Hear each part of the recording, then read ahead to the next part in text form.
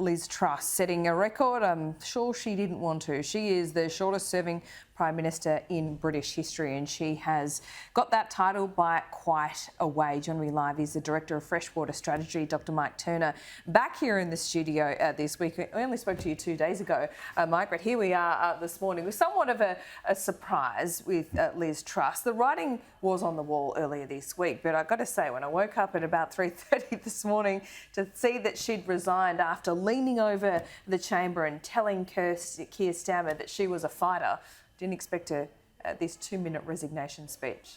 Yeah, and it's quite a trail that she's left in her wake as well. I mean, we're 45 days into her prime ministership, and looks like she'll crack the 50-day mark, but it'll be 70 days short of the next guy called George Canning, I believe. But you know, in that period of time, that's right.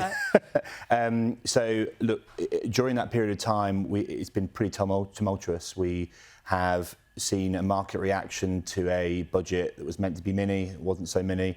We've lost a chancellor. There's been several calls among Conservatives who ended up supporting her to resign. We had a cabinet minister resign herself. It's been a pretty chaotic period. Well, to say the very least, I would say. Now, let's get to the 1922 committee.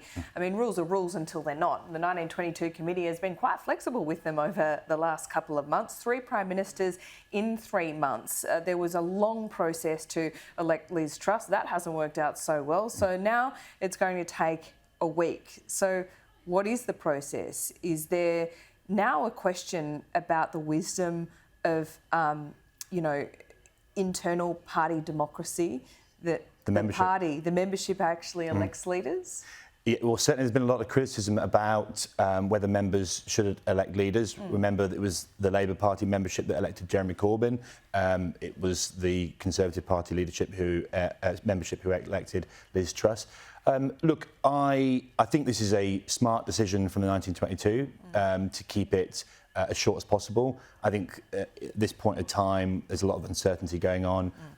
They have raised the threshold up from 15 to 100 MPs required to support a candidate. Now, that's going to have implications for who can get on.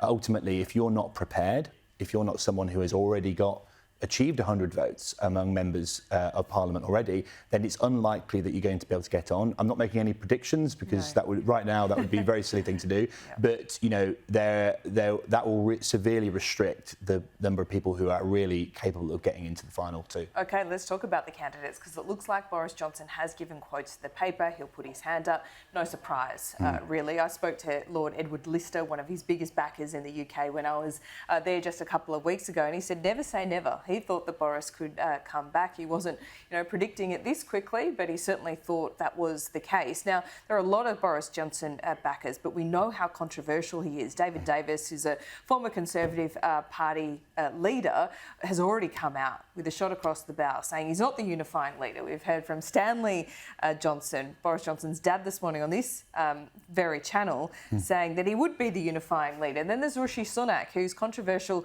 in himself. So where does this all go? If you could give us some kind of sense of what's happening. Yeah, well, politicians spinning, eh? But no, look, I think things that we should know so far is that Boris Johnson is at the moment in the lead in terms of declared candidates. He actually already has at the halfway mark. He's already up to 50 declared in support. Rishi Sunak's closely followed behind, and Penny Mordaunt is also declared an interest, and there's several MPs that have come out and supported her. I would really put those 3 as the main contenders. There is some talk about Ben Wallace. I doubt that, although it is a possibility, and Jeremy Hunt has ruled himself out in what I think is a quite smart move to try and keep his job as Chancellor, whoever gets in.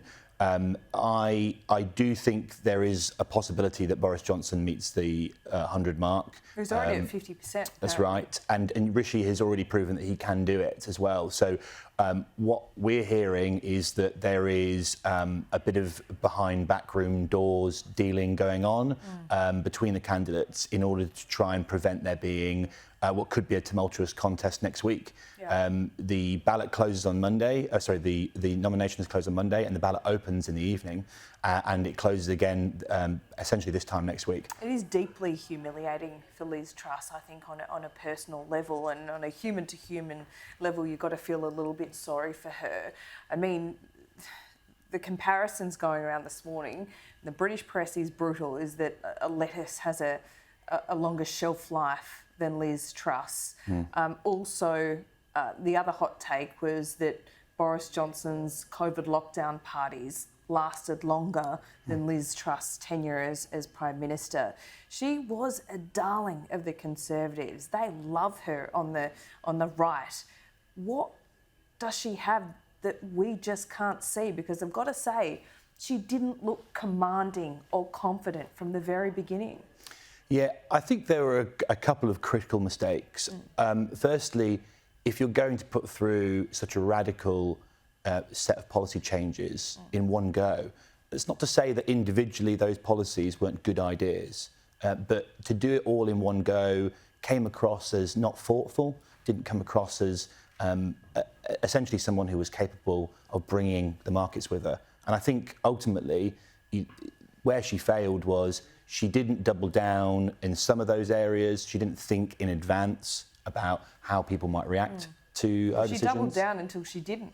Well, yeah, she ended up sacking a chancellor. Yeah, she ended up kind of U-turning on most of her policies. Also, you know, those inside will say he's a really smart guy. Yeah, I've heard the same. And he's working against, essentially, the first thing he does as Chancellor is work against Britain's central bank. Yeah. It's remarkable, but what I feel was there was a rush at the beginning to push too much of this out. Yeah. And what that meant was there was little thought about how to delicately deal with the economic situation, which was deteriorating in the UK. Okay. And yeah, the politics, you know, has taken her down. Right. What are your friends saying in the UK to you right now, as you sit here in, you know, what looks like the promised land of Australia right now? Certainly. Well, I'll certainly be applying for citizenship pretty soon. Okay. Mike, great to talk to you, even in these circumstances. Thank you. See you soon.